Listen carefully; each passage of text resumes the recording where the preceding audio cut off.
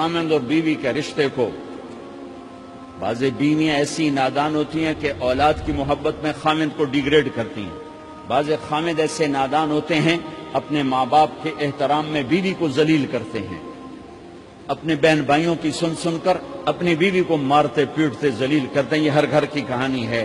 ان دونوں سے میرے اللہ نے روکا ہے۔ خامند اپنی بیوی کو سب سے زیادہ عزت دے، بیوی اپنے خامند کو سب سے زیادہ عزت دے۔ حقوق میں سب سے بڑا حق اب خامند اور بیوی کا ایک دوسرے کے ساتھ جوڑا گیا ہے کہ ان سے نسل چلنی ہے، ان سے نسل چلنی ہے۔ آپ حیران ہوں گے، بیوی کے ذمہ خامند کی روٹی پکانا شریعت نے نہیں لگایا، تو خامند کے ماں پیو کی روٹی کیسے ذمہ ہوگی؟ خامند کے بہن بھائیوں کی روٹی کیسے ذمہ ہوگی؟ کتنی بہنوں نے گھر اجاڑ دیے بھائیوں کے، کتنے ساس سسر نے اپنے بیٹے کے گھر اجاڑ دیے۔ یہ چاروں طرف پھیلی ہوئی کہانیاں بتا رہا ہوں، کوئی خواب نہیں سنا رہا ہوں، کوئی باہر کی زندگی نہیں بتا رہا ہوں کہ جوائنٹ فیملی سسٹم بہت اچھا ہے اگر شریعت کا پتہ ہو، اور بہت برا ہے اگر شریعت کا پتہ نہ ہو۔ چڑا چڑی بھی اکٹھے ہوتے ہیں تو گھونسلہ الگ بناتے ہیں کہ ساس سورا کے دائیں سرتے نہ آ پاوے۔ شریعت نے یہ عورت آنے والی لڑکی کا حق رکھا ہے کہ اگر خامند کے پاس طاقت ہے تو اس کو الگ گھر دے۔ اگر وہ ڈیمانڈ کرے کہ آپ مجھے الگ گھر لے کر دیں تو یہ ماں باپ کی نافرمانی نہیں، یہ حق تلفی نہیں، اس آنے والی کا حق ہے کہ اس نے تیری نسل کو سنبھالنا ہے۔ اگر یہ ساس کے بھی سنیں، سسر کے بھی سنیں، نندوں کے بھی سنیں، دیور کے بھی سنیں، پھر تیری بھی سنیں، تو یہ تو پاگل ہے، یہ بچے کہاں سے پالے گی؟ یہ بچوں کی تربیت کب کرے گی؟ یہ تو دن کو روئے گی کہ سس ہے آکھے، رات کو روئے گی سو رہے آکھے، اگلے دن آکھے گی میں نے تو تیری بہن ہے آکھے ہے۔ تو اس کو تو بچے پالنے کا وقت ہی نہیں۔ ہماری نسل کیوں برباد ہو گئی؟ کہ ماؤں نے اپنی ڈیوٹی چھوڑ دی ہے۔ 3 سال کا بچہ سکول میں ڈالنے بھلا سکول والوں کیڑی فکر ہے، انہوں نے پیسے لے کے انہوں کھڈاونا۔ میرے نبی نے کہا 7 سال تک تو نماز بھی نہ کہو، گلے سے لگا کر رکھو۔ 7 سال تک نماز بھی نہ کہو، بس اس کو قریب کرو قریب کرو قریب کرو، 10 سال میں جا کے نماز کہو۔ 3 سال کے بچے کو ڈالتے ہیں اسکولوں میں، اس کے لاشعور میں ماں باپ سے نفرت پیدا ہو جاتی ہے۔ یہ میری اب بیتی ہے، اللہ نے مجھے تبلیغ میں لگا دیا تو شریعت پڑھنے کے بعد اللہ نے میرا سر جھکا دیا، ورنہ میں تو بالکل باغی ہوتا۔ تو میرے نبی فرما رہے ہیں 7 سال تک نماز بھی نہ کہو، بس سینے سے لگا کے رکھو تاکہ تمہاری صفات منتقل ہوں اور تمہاری محبت ان کے اندر منتقل ہو۔ تو جب بیوی پر پورے گھر کا بوجھ پڑ گیا تو وہ اپنے بچوں کو کب پالے گی اور بچوں کی کب وہ تربیت کرے گی؟ وہ تو صبح سے شام تک چولہے پر تھک چکی ہے، اور اوپر سے جو تانے ہیں وہ الگ ہیں، جلی کٹی، کبھی ساس کہہ رہی، کبھی سسر کہہ رہا، کبھی بہنیں، کبھی دیور، تو وہ تو بالکل بیچاری پاگل ہو جاتی ہے۔ کہیں اس کا الٹ بھی ہوتا ہے، آنے والی ایسی آتی ہے کہ پورے گھر کو تباہ کر کے ماں باپ کو بھی دھکا دلا کے اپنے خامند کو لے کے نکل جاتی، ایسا بھی ہے لیکن یہ بہت کم ہے۔ ابتدائی رشتہ خامند اور بیوی ہے، خامند اور بیوی یہ ابتدائی رشتہ ہے۔ اللہ نے آدم کو بنایا اور حوا کو ساتھ بیوی بنایا، اولاد بعد میں دی۔ اور ایک اور بات، آدم کو بنا دیا مٹی کا پتلا کٹھا کر کے، مٹی کٹھی کر کے پتلا بنا دیا، 40 سال کے بعد روح ڈالی، چل بھائی جا جنت، اور اکیلے بھیج دیا، بیوی نہیں دی۔ حالانکہ اللہ چاہتا تو ساتھ ہی حضرت حوا کی مٹی کا ڈھیر بھی لگا دیتا، اس کا پتلا بھی تھپ دیتا، فرشتوں سے تھپوا دیتا، اور پھر 40 سال کے بعد دونوں کو کٹھا جنت میں ڈالتا۔ بہت سارے پیغام، اس میں بہت سارے پیغام، تاخیر ساتھ نہیں بنایا، دیر سے بھیجا، انتظار قدر کو بڑھانے کے لیے کہ عورت کی قدر کرنا، کمزور ذات ہے، کمزور مخلوق ہے، قدر کرنا۔ دوسرا، پہلے دن پتلا نہیں بنایا کہ ننگا پڑا ہو، عورت کا پتلا ننگا ہو، مٹی کا ہو، پتھر کا ہو، تو اس میں کیا کشش؟ تو ان مرد کے لیے کشش کوئی نہیں، تو فرشتوں کو کیا کشش تھی؟ پہلے دن سے عورت کو پردے میں بنایا، بے پرد نہیں کیا، بے پرد نہیں کیا، اس کا پتلا نہیں بنایا، اسے ننگا نہیں چھوڑا، اس کو پہلے دن سے کورڈ۔ اور کیسے بنایا؟ فرشتوں کو کی آنکھوں پہ پردہ اور آدم کو سلا دیا۔ آدم علیہ السلام سوئے ہوئے ہیں، فرشتوں کی آنکھوں کے سامنے پردہ ڈال دیا گیا. جب آدم اٹھے ہیں. اور ایک اور بات، جنت میں رہ کر بھی آدم علیہ السلام کا دل نہیں لگتا تھا، اداس اداس رہتے تھے. اماں آئی تو بابے دا دل لگا، تو اداس رہتے تھے جنت میں. جب آنکھ کھلی تو اپنے لیفٹ سائیڈ پہ ایک خاتون سر سے لے کر پاؤں تک لباس میں. آپ نے سنا ہے نا، یوسف علیہ السلام دنیا میں سب سے خوبصورت ہستی پیدا کیے گئے. یہ مردوں میں، عورتوں میں سب سے خوبصورت حضرت حوا کو پیدا کیا. کون ہے؟ کہتے ہیں اللہ کی. اب آدم تیری بیگم کون ہے؟ تیری بیگم. نکاح پڑھایا. پھر کہا آدم مہر ادا کرو. تو نے پوچھا کیا مہر دوں؟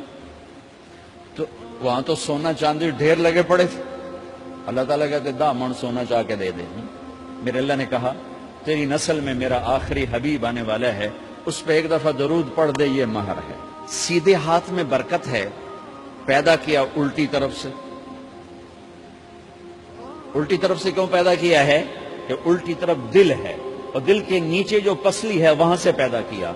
اس میں پیغام کیا دیا کہ عورت جس روپ میں ہو، پہلا روپ اس کا بیوی بنا، پھر وہ ماں بنی، پھر اس آگے بیٹی کا روپ ہے، پھر بہن کا روپ ہے، پھر خالہ ہے، پھوپھی ہے، دادی ہے، نانی ہے، ساس ہے. جس روپ میں بھی عورت ہے اس کو دل کے قریب جگہ دو. یہ دل کے نیچے سے پیدا کرنے میں یہ پیغام دیا گیا ہے. اسے ذلیل نہ کرو، اسے خوار نہ کرو، اسے بے عزت نہ کرو، اس پر شدت نہ کرو. تو پہلا بنیادی رشتہ خامند اور بیوی ہے، اور آخری رشتہ بھی خامند اور بیوی ہے. لیکن اس وقت ہمارے معاشرے میں خامند سے زیادہ اس کے ماں باپ حق جتلاتے ہیں، خامند سے زیادہ اس کی بہنیں حق جلاتی ہیں، خامند سے زیادہ اس کے رشتہ دار حق جتلاتے ہیں، اور جھوٹی سچی شکایتیں لگا کر بیوی سے متنفر کرتے ہیں، اور کہیں بیوی کو خامند سے متنفر کرتے ہیں. آپس میں لڑائی لڑا کے پھر خوش ہوتے ہیں. میرے نبی سے پوچھا جائے یا رسول اللہ آپ کو سب سے زیادہ کس سے پیار ہے؟ تو آپ نے کہا عائشہ سے.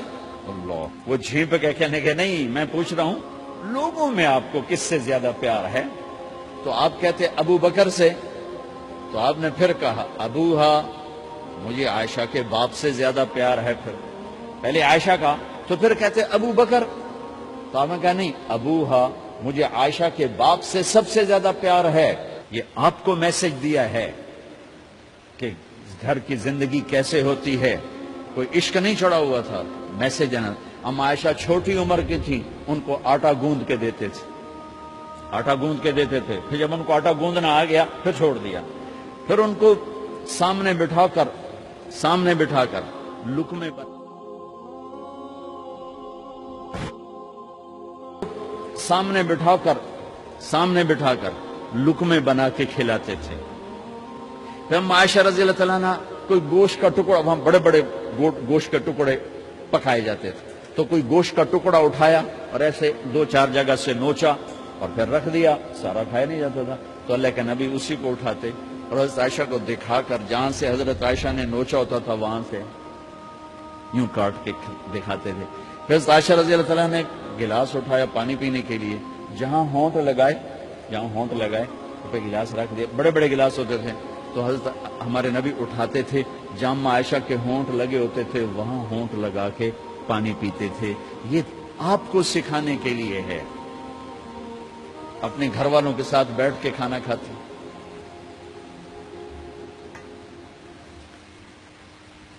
یہ میرے نبی کی معاشرت ہے، یہ میرے نبی کی زندگی. گھر میں جھاڑو دیتے، اپنے کپڑے خود دھوتے. کوئی چیزیں بکھری پڑی ہوتی تو بیوی کو نہیں ڈانٹتے، خود اٹھ کے سیٹ کر کے رکھ دیتے. گھر والوں کے ساتھ مل کر برتن دھوتے، صفائی کرتے، گھر والوں کے ساتھ مل کر. یہ میرے نبی کی ایک خوبصورت زندگی ہے. بھائیو بہنوں، ہم بھلا چکے ہیں. بیوی کے لیے خامد کو سب سے بڑا حقدار. بعض لڑکیاں ایسی نادانی کرتی ہیں کہ شادی کے بعد بھی اپنے ماں باپ کی آنکھ کو دیکھ کے چلتی ہیں. شادی کے بعد سب سے بڑا حق خامد کا ہے. ماں باپ پیچھے چلے جاتے ہیں، بہن بھائی پیچھے چلے جاتے ہیں. لیکن یہ نادانیاں بھی دیکھنے کو ملتی ہیں کہ شادی کے بعد بھی ماں باپ اپنی بچی کو اپنے قابو میں رکھنے کی ترتیبیں سوچتے ہیں تو وہ بھی اپنی بچی کا گھر برباد کر دیتے ہیں۔ میرے نبی سے پوچھا گیا یا رسول اللہ عورت پر سب سے زیادہ کس کا حق ہے؟ تو آپ نے فرمایا اس کے خامد۔ ایک خاتون ہے، یا رسول اللہ میری شادی ہو رہی ہے تو میرے اوپر میرے خامد کا کیا حق ہے؟ تو آپ نے ارشاد فرمایا تیرے خامد کے جسم پر زخم ہو، زخموں میں پیپ پڑ جائے اور تو اپنی زبان سے چاٹ چاٹ کے زخم صاف کرے تو تو نے اپنے خامد کا حق ادا نہیں کیا۔ خامد کو سمجھایا کہ سب سے بہترین مسلمان وہ ہے جو بیوی سے اچھا سلوک کرتا ہے، اور میرا سب سے اچھا سلوک ہے اپنی بیویوں کے ساتھ، یعنی قاب قوسین او ادنا آپ کا مقام ہے، اللہ پاک کا دیدار اپنی آنکھوں سے کیا ہوا ہے، اور آپ ہمیں معاشرت سکھا رہے ہیں کہ ایک جہاد کے سفر سے واپس آ رہے ہیں، ہم عائشہ ساتھ ہیں، تو آپ نے صحابہ سے کہا بھئی آگے چلے جاؤ، تو سارے آگے چلے گئے۔ جب سارے نظروں سے غائب ہو گئے تو آپ نے کہا عائشہ دوڑ لگاؤ گی میرے ساتھ؟ عائشہ نے نہیں کہا، میرے نبی نے کہا دوڑ لگاؤ گی؟ آج کل کا کوئی علامہ بھی یہ نہیں کرے گا۔ عائشہ دوڑ لگاؤ گی میرے ساتھ؟ کہا جی لگاؤں گی۔ تو دوڑ لگائی تو عائشہ فرماتی ہے میں آگے نکل گئی، اللہ کے نبی پیچھے رہ گئے، چاہے آپ جان بوجھ کے آستہ ہوئے ہوں ان کی دل جوئی کے لیے۔ کچھ سال گزر گئے، پھر جہاد کے سفر سے واپسی ہو رہی ہے تو آپ نے صحابہ سے کہا بھائی آگے چلے جاؤ، تو سارے آگے چلے گئے، غائب ہو گئے۔ عائشہ دوڑ لگائیں؟ کہا جی لگائیں۔ تو فرمایا کہ ان دنوں میں ذرا موٹی ہو گئی تھی، جب دوڑ لگائی تو اللہ کے نبی آگے نکل گئے، تو پھر آپ نے کہا عائشہ ہذہ بتلک، عائشہ اب تیرا میرا حساب برابر ہو گیا، اس دفعہ تو آگے نکل گئی، آج میں آگے نکل گیا۔ یہ میرے نبی کی معاشرت ہے کہ بھری محفل میں کہہ رہے ہیں مجھے عائشہ سے سب سے زیادہ پیار ہے، اور عرب میں عیب تھا، جیسے ہمارے ہاں بھی عیب ہے کہ کوئی بھری محفل میں کہ مجھے بیوی سے سب سے زیادہ پیار، تو تیری ماں کتنے گئی؟ بھائی ماں کا اور خانہ ہے، بیوی کا اور خانہ ہے، ماں کی اور جگہ ہے، بیوی کی اور جگہ ہے۔ تو میں آپ سب سے کہتا ہوں ماں باپ کی وجہ سے بیویوں پہ زیادتی نہ کرو، بیوی کی وجہ سے ماں باپ پہ زیادتی نہ کرو۔